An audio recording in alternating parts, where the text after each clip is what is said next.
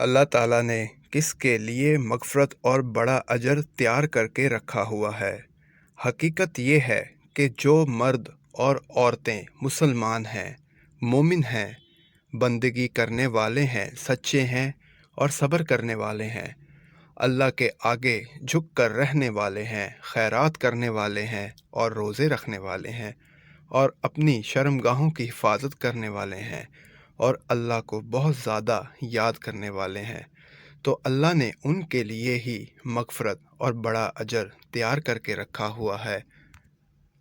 زمانے کی قسم، انسان در حقیقت بڑے گھاٹے میں ہے، سوائے ان لوگوں کے جو ایمان لائے اور نیک اعمال کریں اور ایک دوسرے کو حق بات کی نصیحت کریں اور ایک دوسرے کو صبر کی نصیحت کریں۔